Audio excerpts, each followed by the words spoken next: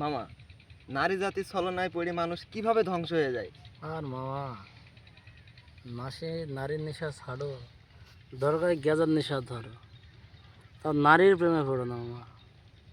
নারীদের অনেক ভালোবাসতাম আগে, কিন্তু সব থেকে ঘৃণা করে এখন নারীদের। আগে ভালোবাসতে?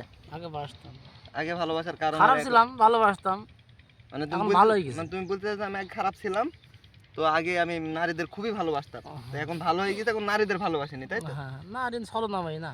নারী ছলনাময়ী, অবশ্যই মানে এটা সত্যি কথা যে নারী ছলনাময়ী। অবশ্যই। নারী প্রেমে পড়ো শুধুমাত্র না মামা। নারী শুধুমাত্র মা রূপেই সেরা, অবশ্যই। বউ রূপে, তাছাড়া গার্লফ্রেন্ড অনেকজন বলে না রূপে। মায়ের জাত, আসলে সবাই তার মা না। অবশ্যই মা তো মাই। মা তো মাই, কিন্তু বাকিগুলো সবই ছলনাময়ী।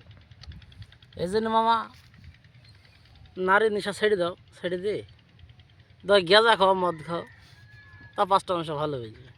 কিন্তু নারীর প্রেমে পড়ো না মামা। নারীর প্রেমে পড়ব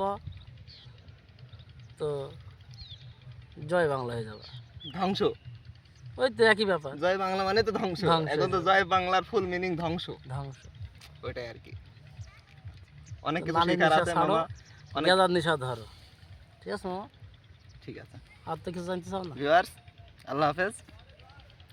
সবাই আমাদের চ্যানেলটাকে লাইক, কমেন্ট, সাবস্ক্রাইব করে দেবেন। বাই।